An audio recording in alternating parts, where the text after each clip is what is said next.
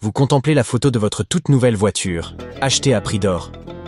Pourquoi une photo? Parce que le véhicule n'a pas encore été livré. Vous l'imaginez déjà, filant à toute allure sur les longues autoroutes, avalant les kilomètres avec la fougue d'une Lamborghini. Mais revenons à la réalité. Cette voiture n'arrivera jamais. Elle repose désormais au fond de l'océan Atlantique, après avoir d'abord été réduite en cendres.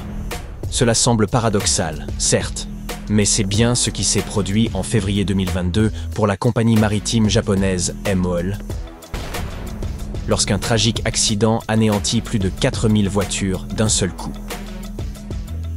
Le cargo Felicity Ace transportait des milliers de véhicules d'Allemagne vers les États-Unis. Mais alors qu'il passait près de l'archipel des Açores, un incendie éclata à bord. Il aurait pu être déclenché par une batterie au lithium défectueuse dans une voiture électrique. À partir de là, rien ne put l'arrêter. L'équipage dut être évacué, tandis que le navire brûlait sans qu'on puisse l'arrêter pendant une semaine entière. Ensuite, un nouveau défi se posa. Comment déplacer un bâtiment d'une telle taille après des dégâts aussi importants? Les équipes de sauvetage passèrent encore une semaine à chercher une solution. En fin de compte, leurs efforts furent vains. Le 1er mars, le navire se renversa brutalement et coula à pic jusqu'au fond de l'océan. Naturellement, sa précieuse cargaison disparut avec lui. Et par précieuse, on parle de 438 millions de dollars de voitures, parmi lesquelles 20 Lamborghini Huracan, 190 Bentley et 1117 Porsche. Le navire lui-même valait 24,5 millions de dollars. Ce fut une terrible perte pour la compagnie MOL. Toutefois, avec une valeur totale estimée à 12,2 milliards, l'entreprise pouvait se permettre d'encaisser le choc. Aujourd'hui, toutes ces voitures de luxe reposent paisiblement dans les profondeurs. Les poissons des environs ont dû se réjouir de cet arrivage de Lamborghini flambant neuve. Il ne leur reste plus qu'à apprendre à manier les pédales. Permettez-moi à présent d'évoquer un autre bien de grande valeur englouti par la mer à la suite d'un drame. Il s'agit d'un catamaran de 14 mètres nommé Carolina Viking, que son équipage a dû abandonner après une grave voie d'eau à bord, à la fin de l'année 2024. L'équipage du Léopard 45, battant pavillon suédois, avait signalé une importante infiltration d'eau et une panne complète du système électrique. Peu après, ils identifièrent la source du problème. La fuite provenait du compartiment moteur tribord. L'eau s'engouffrait par la mèche du gouvernail, inondant le navire à vive allure. Le skipper lança aussitôt un appel d'urgence et, après avoir contacté le centre de coordination du Cap-Vert, décida de mettre le cap sur les îles du même nom, situées à environ 560 km, progressant contre le vent avec un seul moteur encore en état. Malheureusement, cela ne résolut pas le problème. Quelques yachts situés à proximité changèrent de cap pour venir en aide au catamaran et il s'avéra rapidement que cette assistance était essentielle. Quelques heures plus tard, le système électrique du Carolina Viking s'éteignit complètement.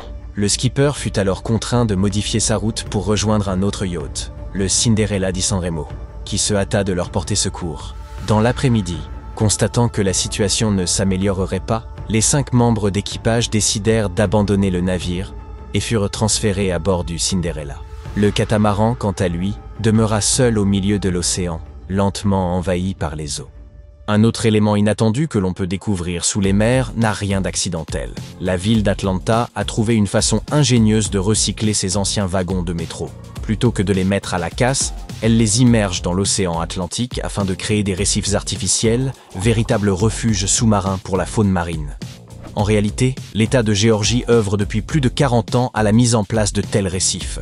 On y a déjà coulé de vieux navires, des remorqueurs, du béton et bien d'autres structures, offrant ainsi aux poissons et créatures marines des habitats où vivre et se reproduire. D'ordinaire, le fond marin le long des côtes géorgiennes n'est constitué que de sable et de coquillages, ce qui laisse peu d'endroits où les espèces peuvent se cacher ou prospérer. C'est pourquoi la création de ces micro-écosystèmes, où la vie sous-marine peut s'abriter, croître et se régénérer, est devenue si importante. Un jour, il fut décidé d'ajouter plusieurs anciens wagons du métro d'Atlanta au projet. Ces derniers, désormais hors service et prêts à être détruits, furent transformés en matériaux pour la construction de récifs artificiels. Pour cela, la ville collabora avec la division des ressources côtières de Géorgie et l'agence de transport Marta. Avant leur immersion, il fallut s'assurer qu'elle ne présentait aucun danger. Toutes les substances nocives et contaminants en furent retirées. Ensuite, les autorités choisirent un site à environ 40 km au large. nommé El Rif. Les wagons furent ensuite placés sur une barge et acheminés jusqu'à destination, où ils reposent désormais à quelques 18 mètres sous la surface. À l'avenir, 6 wagons supplémentaires viendront compléter ce récif. Passons maintenant à un lieu très différent, tout aussi désert mais pas immergé. Connaissez-vous le Salar d'Uyuni en Bolivie? Ces vastes étendues de sel semblent infinies. On y trouve même des hôtels entièrement construits en sel. Cette région est très isolée. Pas d'habitants, pas de véhicules, seulement un océan blanc de sel à perte de vue. Et puis, bam, vous découvrez un cimetière ferroviaire, le Cementerio de Trenes, constitué seulement de quelques vieux convois. La plupart datant du début des années 1900 et provenaient de Grande-Bretagne. À l'époque, l'idée était de transformer Uyuni en un gigantesque carrefour ferroviaire reliant plusieurs villes. Mais de nombreux obstacles firent échouer le projet et le rêve d'une gare monumentale fut abandonné. Aujourd'hui, ces trains sont délabrés. Entièrement recouverts de sel, ils semblent avoir résisté aux années. Rouillés, en panne et usés par le temps, plus de 100 wagons peuvent être explorés, chacun différent. Certains s'effondrent et d'autres sont recouverts de graffitis, renforçant cette atmosphère générale de délabrement. La prochaine machine abandonnée sur notre liste a en fait été restaurée. Avez-vous déjà entendu parler de l'American Dream, la limousine la plus longue du monde? C'est un engin de 30 mètres avec un héliport sur le toit. Il s'agit d'une Cadillac, mais pas d'une Cadillac ordinaire. Imaginez une limousine et un paquebot ayant un bébé. Voilà à quoi ressemble l'American Dream. Cette limousine est très lourde, pesant environ 11 tonnes, et était totalement en ruine avant que quiconque envisage de la ramener à la vie. Elle était simplement abandonnée à New York, pourrissant sur place. Quelques personnes ont essayé de la réparer à l'Autoséum, mais sans grand succès. On a donc tenté de l'emmener au musée Dezerland Park pour une nouvelle tentative. Le trajet n'aura pas été simple. Le capot s'est détaché en cours de route et a disparu à jamais. Mais on a tout de même réussi à transporter le véhicule en morceaux. Quoi qu'il en soit, Michael Dezer, magnate de l'immobilier, et Michael Manning de l'Autoséum firent tout ce qui était en leur pouvoir pour redonner vie à la limousine.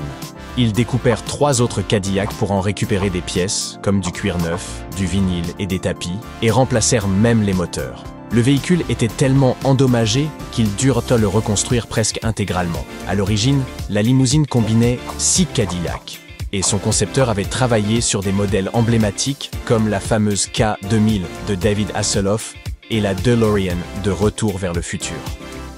À un moment donné, l'American Dream possédait 2 moteurs, des télévisions, des téléphones, un jacuzzi, un lit à eau et même une piscine avec plongeoir. Une fonction pivotante permettait de la faire tourner, mais il n'est pas certain qu'elle subsiste après la restauration. Aujourd'hui, la limousine fonctionne, mais elle ne peut pas être conduite comme une voiture ordinaire. Sa longueur extrême rend les virages quasiment impossibles, et si elle se coince, bonne chance pour la dégager. Malgré tout, elle peut accueillir 75 personnes et conserve une piscine à l'arrière. L'intérieur n'est pas encore complètement achevé, mais ce véhicule reste absolument hors norme.